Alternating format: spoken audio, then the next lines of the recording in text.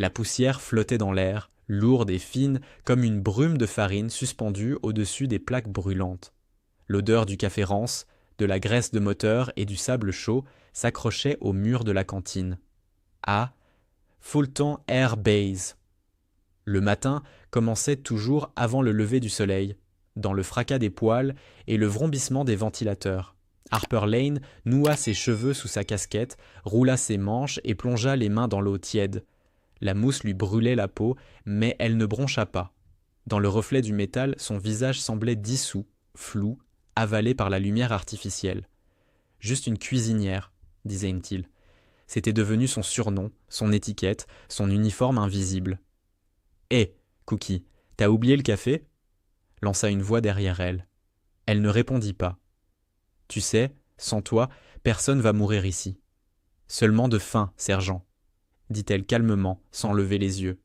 Les rires fusèrent, courts, puis s'éteignirent. Harper continua, droite, précise, silencieuse. Chaque matin, c'était la même comédie. Les blagues, les ordres, les regards qui glissaient sur elle comme sur un meuble. On ne la détestait pas. On ne la respectait pas non plus. Elle était là, c'est tout, comme le café du matin. Nécessaire, mais jamais remarqué. Les casseroles s'entrechoquaient, le beurre crépitait. Harper maniait la poêle comme un soldat son fusil, geste net, sans hésitation. La cuisine était son poste de combat, un territoire minuscule mais sous contrôle total. Quand la porte s'ouvrit, l'air chaud du désert entra en vagues sèches. Des silhouettes en uniforme traversèrent la pièce, laissant derrière elles des traînées de poussière. « Debout, les gars !» cria un caporal. « Le colonel passe dans 30 minutes. » Harper attrapa un torchon, essuya la table inox, puis remplit les thermos de café. Elle connaissait les goûts de chacun. Noir pour les pilotes, sucré pour les techniciens, tiède pour le médecin de la base.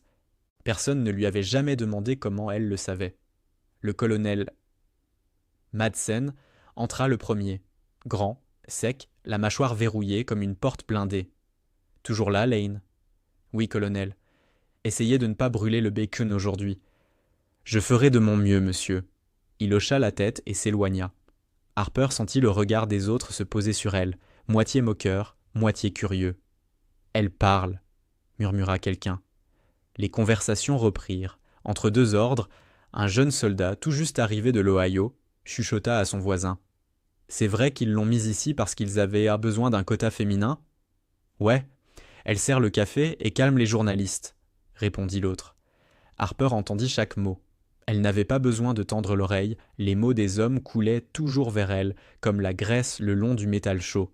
Elle les laissait glisser.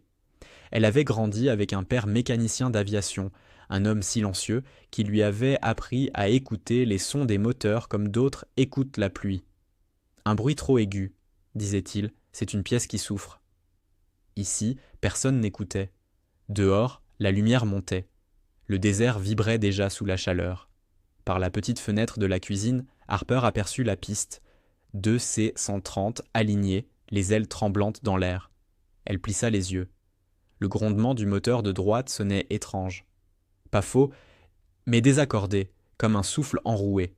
« Lane, t'attends quoi ?» cria son superviseur. « On a 70 bouches à nourrir. »« J'arrive, » répondit-elle. Elle referma la fenêtre, mais le son resta dans sa tête, persistant, irritant. Elle tenta de l'oublier, reprenant son balai de gestes. Casser, battre, verser, servir. Les plateaux défilaient, les hommes plaisantaient, les rires couvraient tout. Pourtant, derrière ce bruit, quelque chose battait un autre rythme, plus lourd, plus bas, presque imperceptible.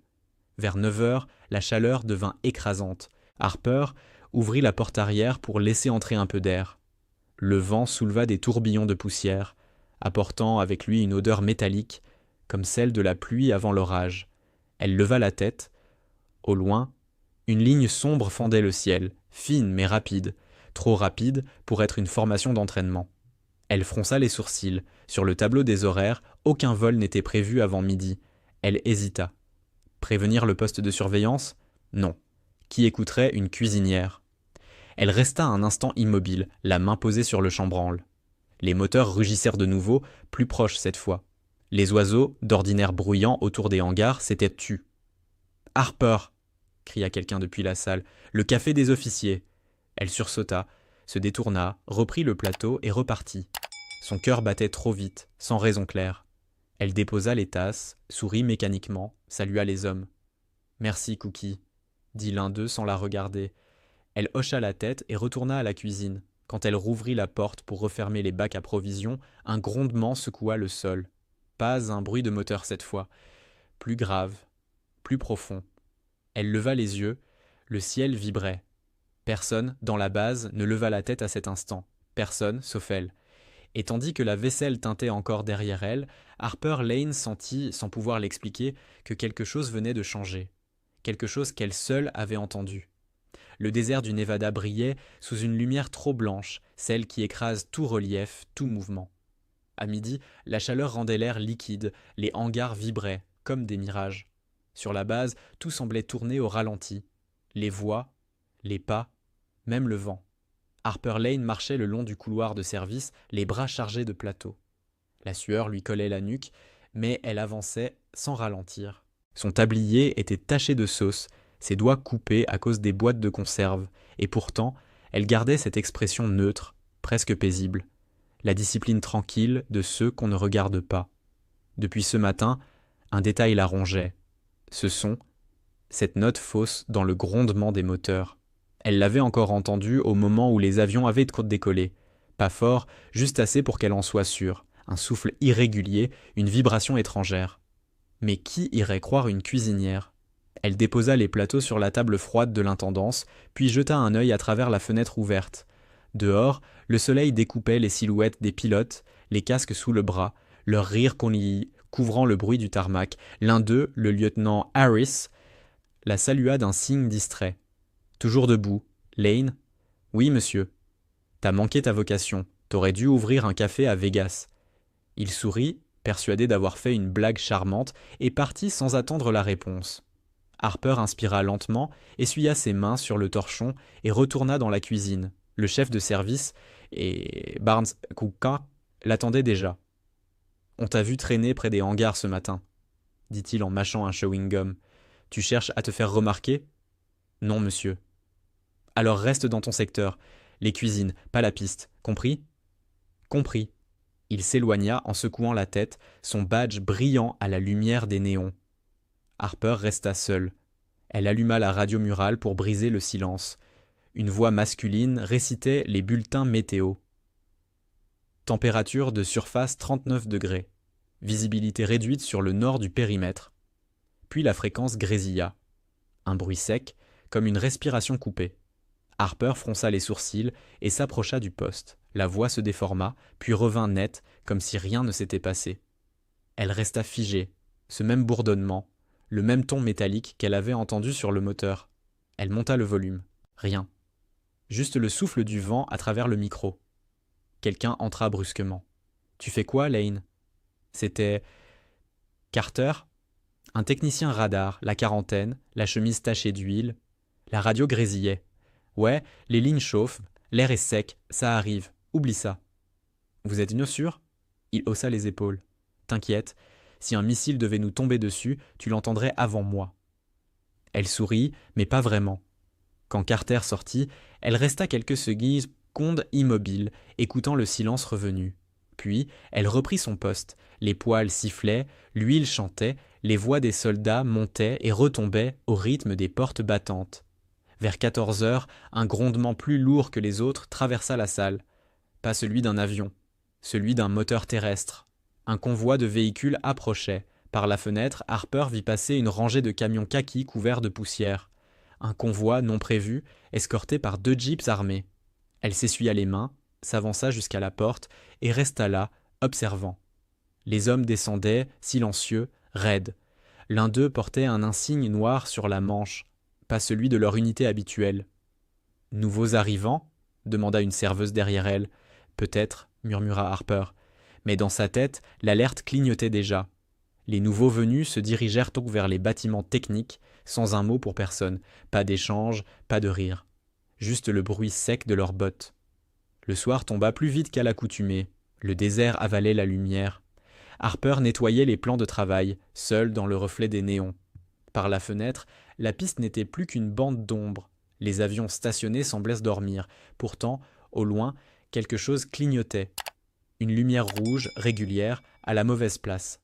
Elle s'approcha du carreau, le signal venait du hangar 6. Elle le connaissait bien, c'était là qu'on stockait le carburant et les pièces de rechange. Personne n'y entrait sans autorisation.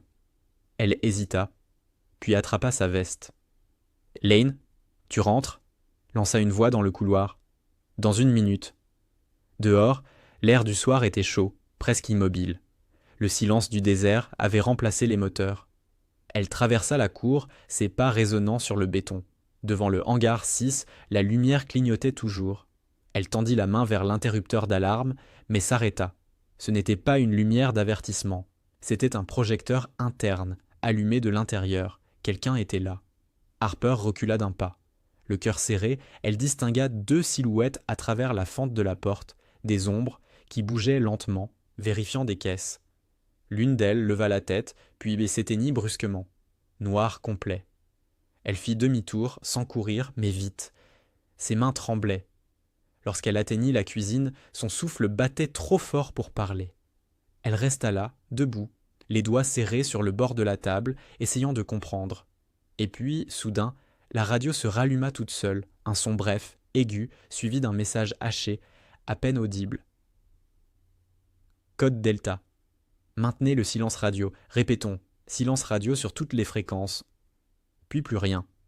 Harper fixa l'appareil. La voix avait disparu, remplacée par un bourdonnement bas, irrégulier. Quelque chose se préparait, et pour la première fois, elle sut que ce n'était pas son imagination. Dehors, dans la nuit du désert, la lumière rouge du hangar 6 s'éteignit pour de bon. Le vent du désert hurlait contre les vitres, faisant vibrer les plaques de métal du toit.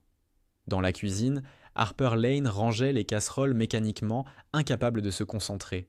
Chaque bruit autour d'elle, un couvercle qui tombe, le tic-tac de l'horloge murale, semblait amplifier le tumulte qui lui tournait dans la tête depuis la veille. Elle n'arrêtait pas d'y repenser. La lumière rouge dans le hangar 6, les voix chuchotées, la radio qui s'était rallumée toute seule. Ce n'était pas des hallucinations. Elle en était sûre. Mais personne ne la croirait. Pas ici. Pas une femme. Pas une cuisinière. Elle inspira profondément, posa les mains à plat sur le plan de travail. Pense. Un claquement sec coupa le silence. Elle sursauta. Dehors, dans le couloir, quelqu'un venait de fermer une porte. Elle éteignit la lumière et se glissa jusqu'à la petite fenêtre donnant sur la cour arrière. Le vent soulevait des tourbillons de sable, mais entre les ombres des véhicules, elle distingua des silhouettes. 3 hommes, lampes éteintes, se dirigeant vers le hangar 6. Son cœur accéléra. Elle resta figée, retenant son souffle. Ils portaient des combinaisons sombres, sans un signe visible. Pas des soldats de la base. Leurs gestes étaient trop précis, trop coordonnés. Le souvenir de son père traversa son esprit. Robert Lane, mécanicien d'aviation, répétant toujours « Les machines parlent, Harper. Si tu écoutes bien, elles te préviennent avant qu'elles ne meurent. » Cette nuit-là, elle comprit enfin ce qu'il voulait dire. Ce bourdonnement qu'elle avait entendu la veille, c'était une alerte, un avertissement mécanique que personne d'autre n'avait perçu. Elle enfila sa veste, prit la lampe de poche d'urgence et sortit discrètement. L'air dehors était lourd, saturé de poussière, le sable crissait sous ses bottes. Chaque pas semblait résonner dans l'obscurité. Elle longea le mur des réservoirs d'eau, puis s'arrêta derrière un véhicule de maintenance. Les 3 silhouettes étaient là, à 20 mètres, devant la porte du hangar. L'une d'elles fit sauter la serrure. Un cliquetis métallique retentit, puis la porte s'ouvrit dans un gémissement étouffé. Harper se pencha légèrement. À travers l'ouverture, une lumière pâle vacillait. « Dépêche-toi » dit une voix grave. « On a jusqu'à 4 heures. Après, tout s'éteint. »« Et la radio ?»« Déconnectée depuis ce matin. Personne n'entendra rien. » Ses mains se crispèrent sur la lampe. 4 heures, elle comprit qu'il préparait même quelque chose. Un sabotage ? Une explosion ? Un grondement léger monta du fond du hangar. Un moteur, mais pas celui d'un avion. Un générateur, puis un claquement sourd comme une caisse qu'on referme. Harper recula d'un pas, le cœur battant dans la gorge. Elle n'était pas une espionne, mais elle savait reconnaître le son du métal fixé contre du béton. Ils installaient Johnny quelque chose. Elle retourna à la cuisine presque en courant, claquant la porte derrière elle. Son souffle faisait trembler ses lèvres. Sur le mur, la radio de service était encore branchée. Elle hésita, jeta un coup d'œil à la porte, puis prit le combiné. « Ici Harper Lane. Activité suspecte près du hangar 6. 3 hommes d'IE sans un signe. Un long grésillement lui répondit, puis une voix froide. Identifiez-vous. Harper Lane, cantine principale. Pas de patrouille signalée. Rentrez dans vos quartiers. Terminé. La ligne se coupa net. Elle resta là, figée, le combiné collé contre l'oreille. Puis, au loin, elle entendit un son qu'elle reconnut aussitôt, le même grondement désaccordé qu'elle avait remarqué le matin. Un moteur qui démarrait. Elle courut à la fenêtre. Sur la piste, une lumière bleue s'allumait faiblement. Une ombre d'avion bougeait, sans feu de navigation, sans autorisation. « Non !» murmura-t-elle. L'appareil roula lentement vers la sortie est, là où la surveillance était réduite la nuit. Harper sentit ses jambes trembler. Elle aurait voulu crier, prévenir quelqu'un, mais sa gorge s'était nouée. Elle chercha des yeux un téléphone, une ligne interne, n'importe quoi, rien ne fonctionnait. Toutes les communications étaient coupées. Elle retourna à la table, attrapa un carnet et écrivit, d'une main tremblante, « Hangar 6, activité 014, avion non identifié ». Elle plia le papier, le glissa dans sa poche. Si elle ne survivait pas, quelqu'un le lirait. Dehors, le vent se leva à nouveau, secouant les tôles comme un tambour. Harper éteignit la lumière, s'assit sur le banc, les mains crispées sur ses genoux. Le grondement du moteur s'éloignait peu à peu, avalé par la nuit. Elle ferma les yeux, le cœur battant, consciente que quelque chose venait de se mettre en marche, quelque chose qu'elle ne pourrait peut-être pas arrêter seule. Mais elle savait une chose, à 4 heures, tout allait basculer. Le matin se leva sans couleur. Le ciel du Nevada était d'un gris sale, traversé par un vent brûlant qui charriait la poussière du désert. La base semblait figée, trop calme, trop nette, comme si la nuit n'avait jamais existé. Harper Lane ouvrit les yeux sur la lumière pâle filtrant par la petite fenêtre de la cuisine. Elle n'avait pas dormi. Sur la table, son carnet était resté ouvert, les mots griffonnés en pleine nuit visibles sous la lampe. Hangar 6, 04 avion non identifié. Elle relut ces mots plusieurs fois avant de les déchirer. Si quelqu'un tombait dessus, elle serait accusée de paranoïa, ou pire, d'espionnage. Pourtant, le souvenir restait net, le moteur, les silhouettes, la radio coupée. Elle savait ce qu'elle avait vu. Elle alluma le four, comme chaque matin. La routine, c'était sa couverture. Mais aujourd'hui, le silence de la base pesait différemment. Pas de rire dans les couloirs, pas de musique à la radio. Juste le bruit sec des bottes et, au loin, la voix monotone d'un officier donnant des ordres qu'elle ne comprenait pas. Tous les vols sont suspendus jusqu'à nouvel ordre.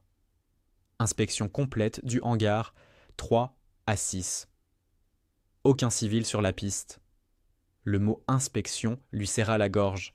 Vers 8 heures, le colonel Madsen entra dans la cantine, entouré de 2 hommes en uniforme noir, visiblement extérieurs à la base.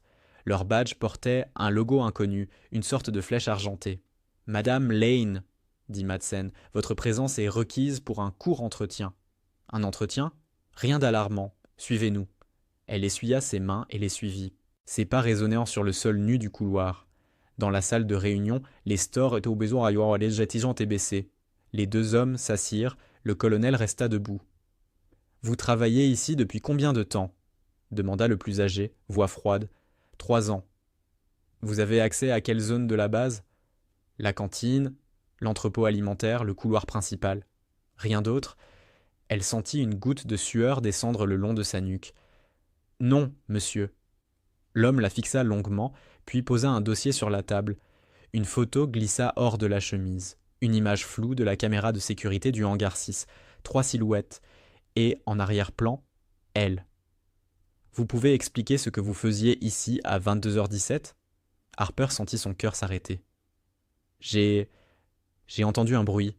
Je suis sorti voir. »« Un bruit ? » ?»« Oui, un moteur. »« Vous êtes cuisinière, n'est-ce pas ? » ?»« Oui. »« Et vous reconnaissez un moteur anormal, la nuit, à distance ?» Le ton était sarcastique. Le colonel ne disait rien. « Mon père était mécanicien.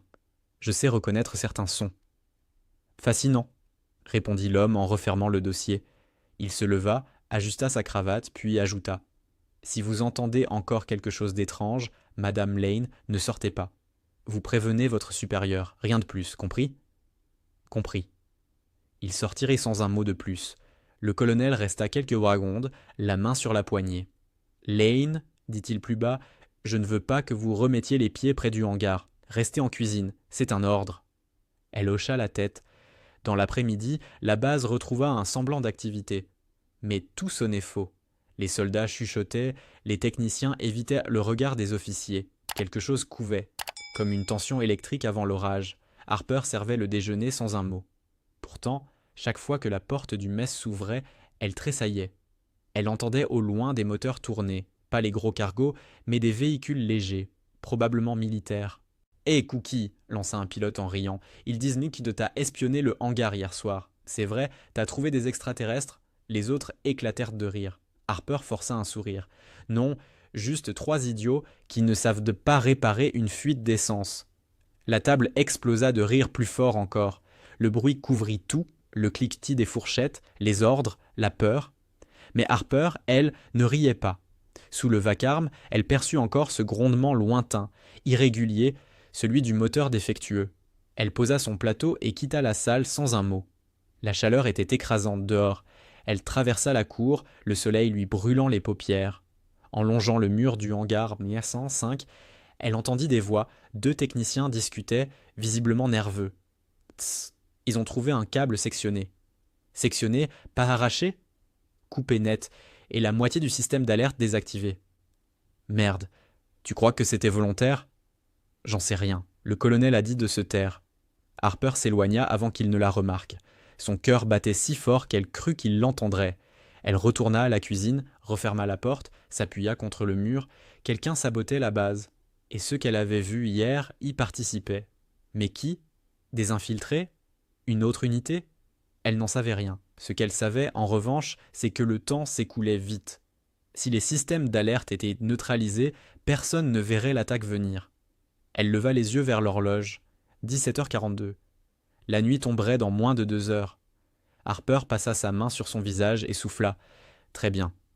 Si personne n'écoute, je trouverai un moyen de le faire moi-même. » Elle sortit un plan de la base qu'elle avait épinglé au mur pour les livraisons. Sur le bord, elle traça une ligne reliant la cuisine au hangar 6. Puis elle nota 3 mots au crayon. Alarme, électricité, radio. C'était un plan. Pas encore une solution, mais un début. Le soir tombait lentement, teintant la base d'un orange malade. Dans le ciel, quelque part au-dessus du désert, un grondement lointain monta, étouffé par la chaleur. Harper se figea. Ce son, encore, le même moteur, le même rythme.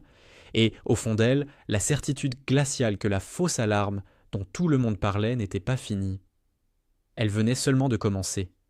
Le crépuscule étouffait la base dans une lueur rouge et sale. L'air sentait la poussière, le carburant et le métal chaud. La journée n'avait pas vraiment pris fin. Elle s'était simplement figée, suspendue dans un silence trop tendu.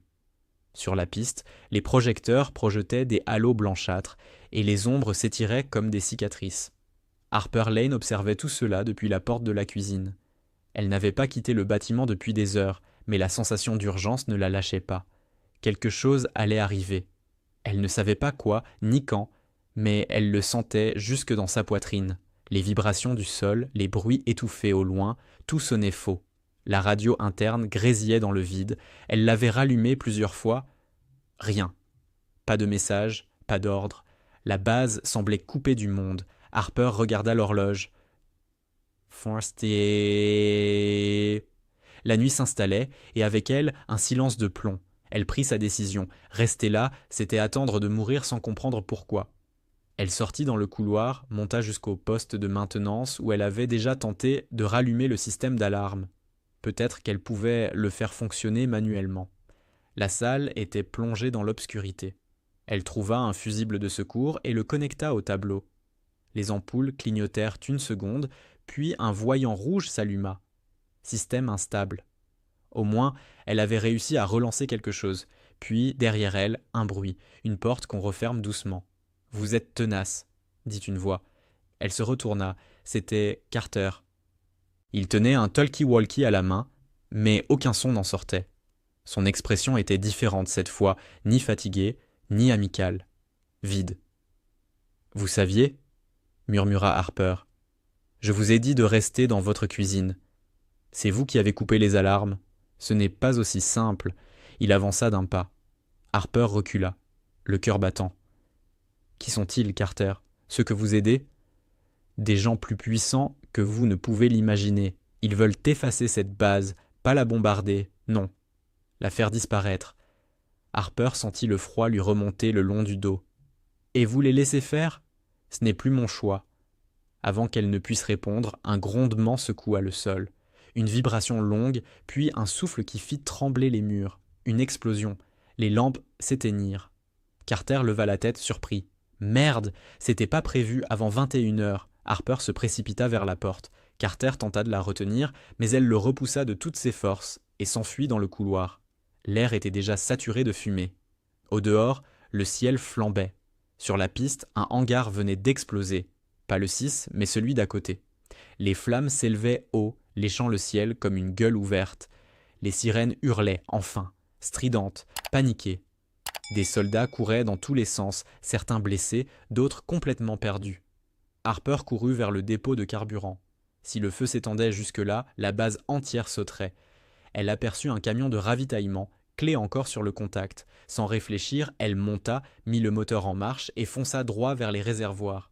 Les pneus crissèrent sur le bitume. L'air brûlait. À chaque seconde, elle sentait la chaleur lui frapper le visage comme une vague. Elle arrêta le camion à quelques mètres des cuves et en descendit. Un souffle violent fit vibrer le sol. Une deuxième explosion venait d'éclater plus loin. Elle attrapa un extincteur, le déclencha, projeta la mousse blanche autour des conduites. Des soldats arrivaient, hésitants. « Écartez-vous » cria-t-elle. « Coupez les pompes, maintenant !»« Qui vous a donné cet ordre » hurla un sergent. « Personne. Alors faites-moi confiance ou on crame tous. » Il resta une seconde immobile, puis obéit. Bientôt, 3 hommes vinrent l'aider. Ensemble, ils formèrent une chaîne, vidant les extincteurs, détournant les flammes avec des jets d'eau. Harper ne sentait plus la douleur, seulement le rythme de son propre souffle. Une détonation retentit derrière eux. Un avion venait d'être frappé, le choc la projeta à genoux, le monde tremblait, des débris retombaient en pluie autour d'elle. Elle leva la tête, le ciel entier était rouge, percé d'étincelles, mais le feu, lui, reculait. Le dépôt tenait encore. Harper lâcha l'extincteur, haletante. Le sergent s'approcha, le visage noirci. « Vous venez de sauver la base, ma fille. » Elle secoua la tête. « Non, pas encore. » Elle regarda vers le hangar 6. Les flammes s'y propageaient à présent, plus hautes, plus vives, et parmi les silhouettes qui fuyaient dans le noir, elle distingua celle de Carter. Il courait vers les collines, une mallette serrée contre lui. Harper sentit un mélange de rage et de peur lui tordre la poitrine. Ce n'était pas fini. Ce qui l'emportait, c'était peut-être la clé de tout. La cause du sabotage, ou pire encore. Derrière elle, le colonel Madsen apparut, la chemise déchirée, les mains couvertes de suie. « Lane ? Qu'est-ce que vous… » « Le hangar 6, colonel !» cria-t-elle en l'interrompant. « C'est là qu'ils ont tout préparé. » Et il essaie de s'enfuir. Il voulut poser une question, mais une nouvelle explosion fit trembler la terre. Harper se couvrit la tête, le souffle coupé. Des morceaux de métal s'écrasèrent tout autour. Quand la poussière retomba, le colonel hurla des ordres, mais Harper n'écoutait plus. Son regard restait fixé sur le hangar, qui brûlait comme un cœur vivant. Elle savait qu'il restait là quelque chose à comprendre, quelque chose qu'elle devait voir de ses propres yeux. Alors, sans attendre la permission, elle prit une lampe torche, traversa le tarmac dévasté et s'élança vers les flammes. Le feu dévorait encore la nuit. Les flammes de là se reflétèrent sur les vitres brisées, les sirènes hurlaient dans le chaos, et l'air brûlant sentait la poudre et la peur. Sur la piste, des silhouettes couraient dans tous les sens, leurs cris se perdaient dans le vacarme. Harper Lane, couverte de suie, avançait à contre-courant de la foule. Le hangar 6 flambait comme une torche géante, mais elle savait que tout n'était pas terminé. Carter s'était enfui, la mallette dans les mains, vers les installations électriques au sud de la base. Elle devait le retrouver. Chaque pas la rapprochait du bruit des générateurs. Le sol vibrait sous ses bottes, les câbles fondus serpentaient comme des veines rouges sur le béton. Le ciel, strié de fumée, s'ouvrait par moments sous l'éclair des explosions lointaines. Derrière le hangar, elle aperçut une lumière qui bougeait. Une lampe de poche. Carter. « Arrêtez !» cria-t-elle. Il se retourna surpris. Ses yeux brillaient dans la lueur du feu. « Harper, partez, ce n'est pas votre guerre !» « Vous avez trahi la base, Carter, qu'est-ce que vous transportez? Il serra la mallette contre lui. Quelque chose qu'il n'aurait jamais dû construire. Il recula d'un pas, hésitant, puis se mit à courir. Harper le suivit, les poumons brûlants, jusqu'au petit bâtiment du générateur principal. À l'intérieur, tout vibrait, le bourdonnement des machines, le souffle du vent par les fissures, le crépitement des flammes au loin. Carter posa la mallette sur le sol et l'ouvrit. À l'intérieur, un boîtier noir, à demi fondu, clignotait faiblement.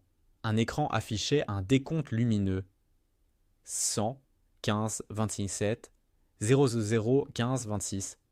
Harper s'arrêta net. C'est quoi ça? Une charge à impulsion électromagnétique, dit-il d'une voix rauque. Si elle explose, tout ici s'efface. Données, transmission, traces. Et les gens? Il détourna le regard. Ils n'étaient pas censés être là. Elle sentit la colère monter, froide et tranchante. Vous mentez, vous saviez que la base était pleine. J'ai essayé de retarder le compte à rebours, mais c'est verrouillé. Harper s'approcha lentement, ses mains couvertes de poussière. Donnez-moi ça. Vous ne comprenez pas. Si je désactive manuellement, le système de sécurité explose sur place. Alors il faut l'éloigner. Il secoua la tête, épuisé. Vous n'arriverez jamais à sortir de la zone avant la fin du décompte. Regardez-moi bien, Carter, répondit-elle en s'accroupissant. J'ai cuisiné pour 150 hommes par jour. Je peux bien conduire un camion pendant 15 minutes. Elle saisit la mallette, le repoussa d'un coup d'épaule et s'enfuit avant qu'il ne réagisse. Harper! Cria-t-il. Vous allez mourir! Mais elle courait déjà. Le vent du désert s'engouffra dans la cour, brûlant et chargé de cendres. Le sol tremblait à chaque explosion. Harper atteignit un camion de service encore intact, lança le moteur et grimpa à bord. Le tableau de bord vibrait, les alarmes s'allumaient en rouge, le compteur affichait 10:48. 10 minutes. Elle appuya sur l'accélérateur. Le camion bondit, fonça vers la clôture à moitié effondrée. Les phares découpaient la nuit, le désert s'ouvrait devant elle comme un gouffre. Le moteur hurlait. Dans le rétro, la base s'éloignait, noyée de flammes. Harper tenait le volant d'une main, la mallette serrée contre l'autre. Chaque secousse faisait clignoter le décompte. 100, 18, 21, 00, 08, 20. Le vent fouettait son visage. Le souffle du feu, même à distance, la poursuivait. Elle dépassa le vieux dépôt d'eau, prit la route de service vers l'est et vit soudain une tranchée dans la terre sèche, profonde, assez large pour contenir le camion. Elle freina brusquement. Le véhicule glissa, s'arrêta à quelques mètres du bord. 100, 05, 33.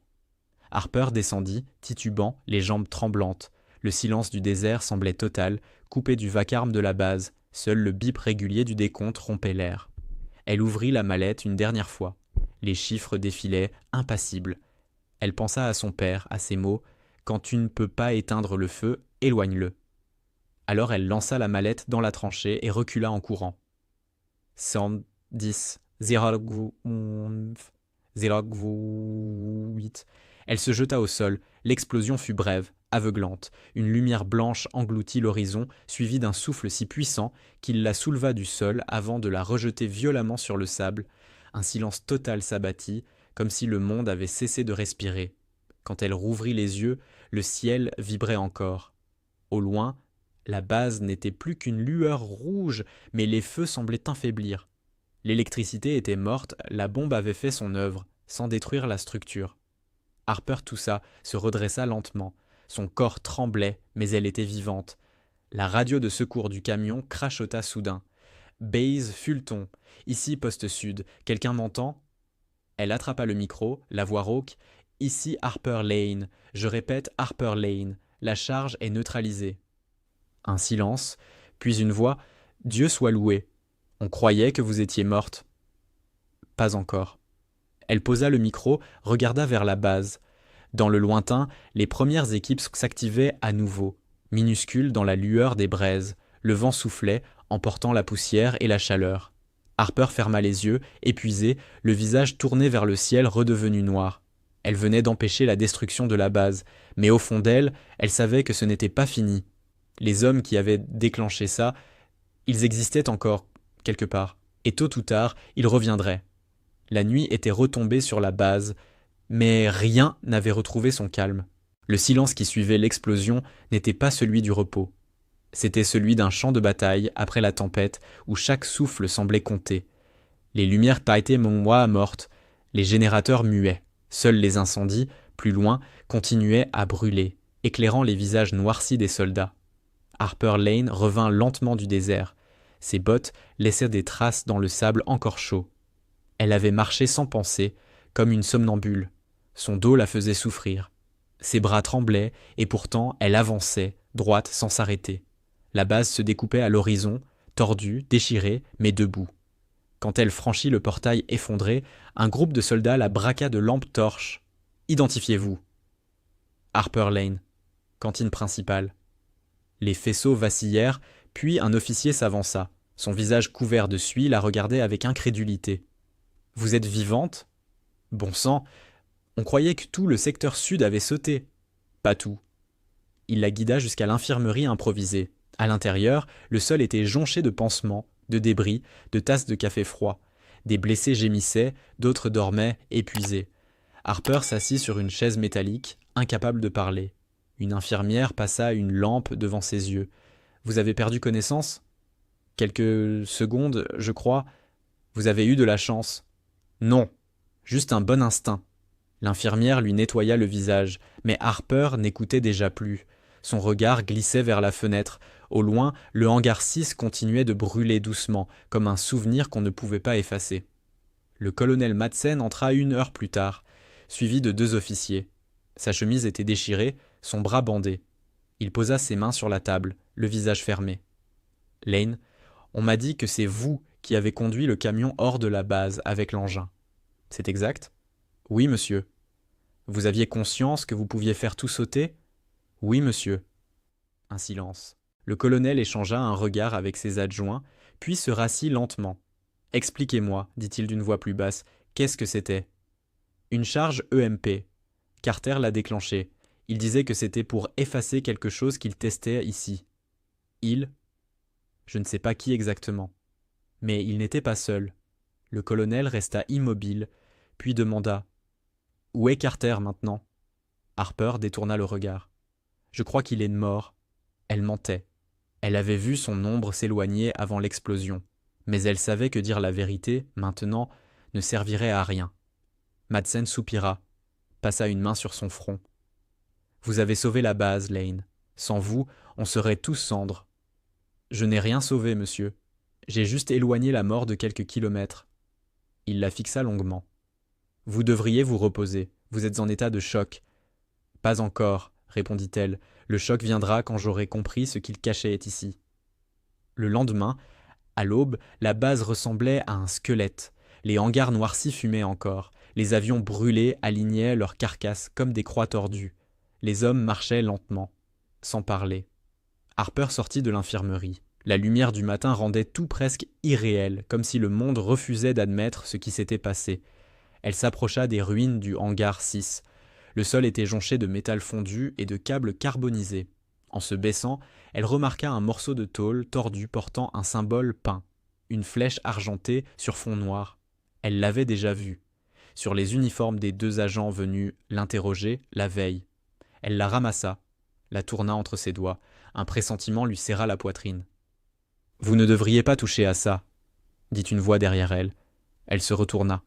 C'était l'un des officiers du colonel, un grand type aux yeux froids. Il se tenait à quelques pas, les mains croisées dans le dos. « Pourquoi ?» demanda-t-elle. « Parce que certaines choses doivent rester dans les rapports officiels, pas dans les conversations. » Il s'approcha, reprit la plaque d'un geste sec. « Oubliez ce symbole, Lane. Il ne signifie rien pour vous. Je ne suis pas sûr que j'y arrive. » Il sourit, sans chaleur. « Alors tâchez au moins de rester en vie. » Il tourna les talons, la laissant seule dans la poussière. Harper resta immobile un moment. Le vent agitait doucement ses cheveux, soulevant la cendre autour d'elle. Elle savait qu'elle venait de croiser un autre mensonge, un de plus. Elle leva les yeux vers le ciel. Au loin, les nuages s'épaississaient et le grondement des hélicoptères approchait.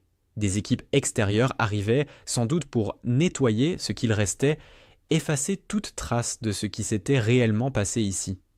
Harper prit une profonde inspiration. Elle se sentait vidée, mais pas brisée. La peur, la colère, tout s'était transformé en une seule certitude. Il fallait que quelqu'un raconte la vérité. Elle marcha jusqu'à la cuisine. Le plafond était fissuré, la moitié des équipements détruits. Elle prit un carnet, celui où elle notait les livraisons, et écrivit lentement sur la première page intacte. Ils disaient que je n'étais qu'une cuisinière. Cette nuit, j'ai appris que parfois, pour sauver des vies, il suffit d'écouter le bruit que les autres ignorent. Elle referma le carnet, le glissa dans la poche de sa veste et sortit, sans se retourner. Le vent soufflait à travers la base, emportant la poussière, le sang et les secrets. Harper Lane marchait droit devant elle, seule, dans la lumière pâle du matin. Elle ne savait pas encore où elle allait, mais une chose était sûre, ce qu'ils avaient voulu effacer, elle allait le retrouver. Le soleil s'était levé sur une base méconnaissable. Les flammes étaient éteintes, mais une odeur âcre de cendres et de métal flottait encore dans l'air. Les hélicoptères d'évacuation allaient et venaient sans cesse, soulevant la poussière dans un vacarme sourd. Les ruines du hangar 6 fumaient toujours, gardées par des soldats inconnus, sans écusson, sans nom. Harper Lane observait tout cela depuis le seuil de la cuisine éventrée. 3 jours avaient passé depuis la nuit de l'explosion, mais pour elle, le temps s'était arrêté au moment où la lumière blanche avait englouti le désert. Elle n'avait presque pas dormi. Chaque fois qu'elle fermait les yeux, elle revoyait la silhouette de Carter disparaître dans la poussière, la mallette serrée contre lui, avant que le souffle ne la jette au sol. Officiellement, il était mort. Officiellement, l'explosion avait été causée par une fuite de carburant. Mais Harper savait que tout cela n'était qu'une mise en scène. Ce matin-là, on lui avait ordonné de rester à l'écart, d'attendre les instructions de Washington. Personne ne l'interrogeait plus. Personne ne prononçait le nom de Carter. Et plus personne ne parlait de ce qu'ils avaient trouvé dans les décombres. Un pick-up militaire s'arrêta devant la cantine. 2 hommes en costume en descendirent, les mêmes qu'elle avait vus avant l'attaque, ceux avec l'emblème argenté sur leur badge. Le plus grand entra, sans la saluer. « Madame Lane, vous êtes convoquée pour un dernier débriefing. » « Encore ?» Ordre du commandement. Elle les suivit. Le bureau du colonel Madsen avait été transformé en salle d'interrogatoire. Les stores étaient étirés, les lampes froides. Madsen était là, mais il ne disait rien. Il semblait fatigué, vidé, presque absent. L'un des agents prit la parole. « Vous avez vu Carter avant l'explosion ?»« Oui. »« Il vous a parlé de la mallette ?»« Il a dit qu'elle contenait une charge EMP. »« Vous avez des preuves.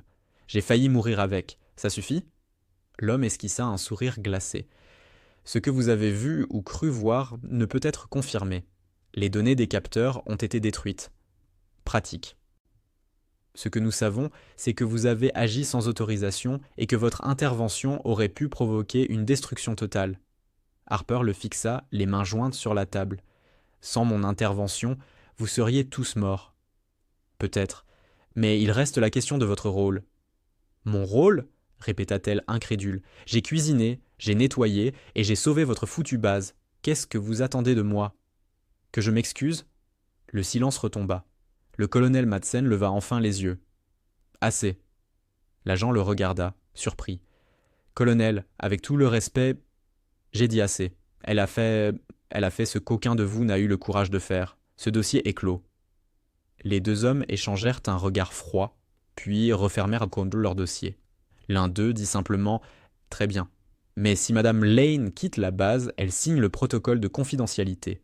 Rien de ce qu'elle a vu ou entendu ne devra être mentionné. » Harper haussa un sourcil. « Et si je refuse ? » ?»« Alors, vous resterez ici, sous surveillance. » Madsen posa doucement une feuille devant elle. Elle prit le stylo, le fit tourner entre ses doigts, puis signa sans lire. « Vous voulez m'effacer, murmura-t-elle. « Personne ne vous efface, répondit l'agent. On vous protège. » Ils sortirent.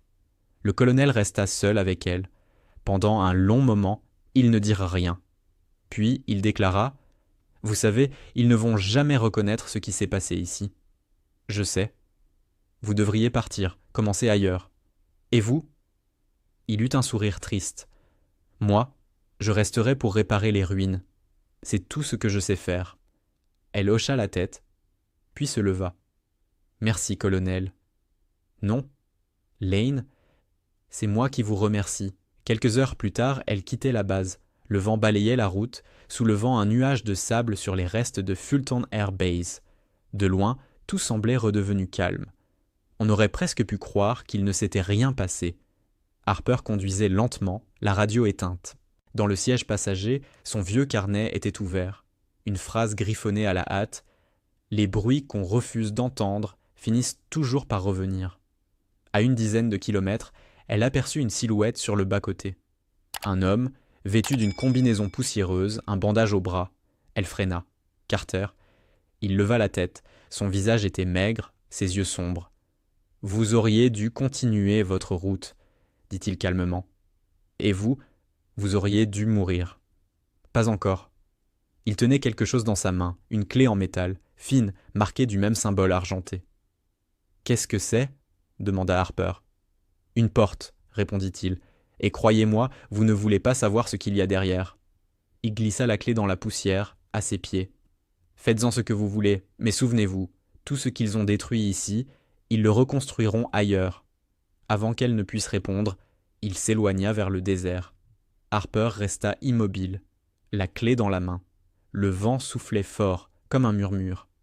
Elle regarda le ciel, la base à l'horizon, puis le carnet posé sur le siège. Elle l'ouvrit, ajouta une ligne. Certains secrets ne disparaissent pas. Ils changent seulement de visage. Elle rangea la clé dans sa poche, démarra le moteur et prit la route. Le soleil montait, éclairant le désert d'une lumière blanche et crue. Harper Lane, juste une cuisinière, roulait vers l'inconnu, avec la vérité cette fois entre ses mains. Le désert s'étendait à perte de vue, immobile, doré, sans une trace de vie. Le soleil montait lentement, brûlant la route vide devant le vieux pick-up. Harper Lane conduisait depuis des heures, sans destination précise, seulement la certitude qu'elle ne pouvait plus retourner en arrière. Fulton Air Base n'était plus qu'une ombre dans le rétroviseur, un champ de cendres, un secret effacé à moitié. Sur le siège à côté d'elle, la clé brillait faiblement au soleil, celle que Carter lui avait laissée. Une clé d'apparence banale, mais gravée d'un symbole argenté, une flèche stylisée, tournée vers le bas. Harper n'avait cessé de la faire tourner entre ses doigts. Plus elle la regardait, plus elle sentait qu'elle ne menait pas à une porte, mais à une vérité. Elle s'arrêta dans une station-service abandonnée. Le vent faisait claquer les enseignes rouillées, un vieux drapeau américain pendait en lambeaux. Elle sortit, étira ses bras endoloris, puis s'assit sur le capot encore chaud du pick-up. Le silence était presque apaisant. Mais dans ce silence, elle entendait toujours les échos de cette nuit. Le feu, les cris et le bourdonnement du moteur désaccordé. Une voix intérieure, celle de son père, résonnait. « Si tu veux comprendre une machine, écoute ce qu'elle ne dit pas. » Elle sortit son carnet et relut les dernières lignes qu'elle y avait écrites. Certains secrets ne disparaissent pas. Ils changent seulement de visage. Harper soupira. Tout ce qu'elle avait vécu semblait irréel, presque lointain, comme un cauchemar qui refuse de s'effacer à l'aube. Pourtant, les preuves étaient là, la clé, la cicatrice sur son bras, la peur encore tapie dans sa poitrine. Elle ouvrit la boîte à gants et y trouva un vieux plan militaire. Le papier portait un tampon officiel, Department of Defense, réseau de sites expérimentaux, 1984. À côté de Fulton Air Base, une autre base était mentionnée. Site 47, Black Ridge Facility. Harper sentit un frisson lui parcourir le dos. Le symbole argenté y figurait aussi, minuscule, à côté du nom. C'était donc ça, Carter n'avait pas menti. Ce qu'ils avaient détruit à Fulton allait renaître ailleurs. Elle roula jusqu'à la tombée du jour. Le paysage changeait à peine, toujours les mêmes collines sèches, les cactus, la poussière. Vers le soir, elle atteignit une petite ville fantôme, un alignement de maisons désertes et de lampadaires morts. Un panneau, tordu par le vent, indiquait « Black Ridge, 12 miles ». Harper coupa le moteur. Son cœur battait vite, elle savait qu'elle devait continuer, que sa curiosité la mènerait forcément à des réponses.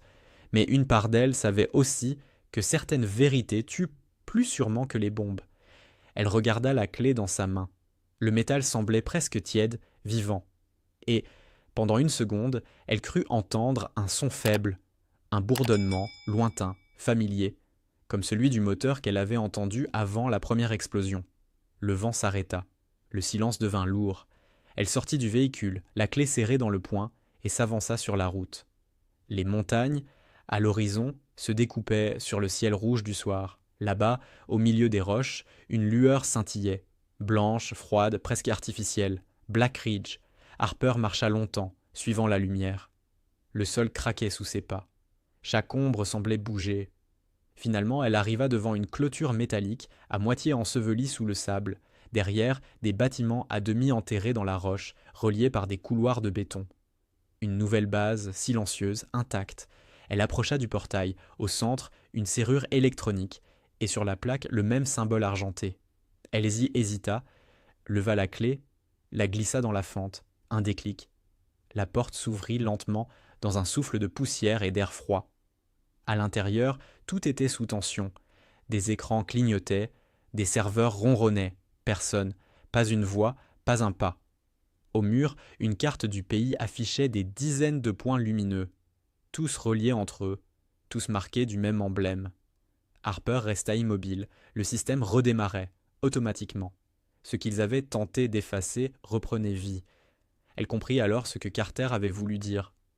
Ils reconstruiront ailleurs. Ce n'était pas une simple base, c'était un réseau. Et Fulton n'avait été qu'un test. Un message apparut sur l'écran central, protocole actif. Phoenix, autorisation identifiée. Lane, Harper. Elle recula d'un pas, stupéfaite, son nom. Comment? Une seconde plus tard, les lumières s'allumèrent complètement. Une voix synthétique, calme, remplit la pièce.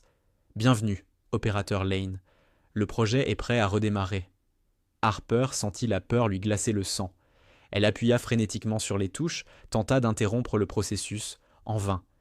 Les serveurs rugirent, la température monta, des chiffres défilaient, puis, au milieu du vacarme, un dernier message apparut.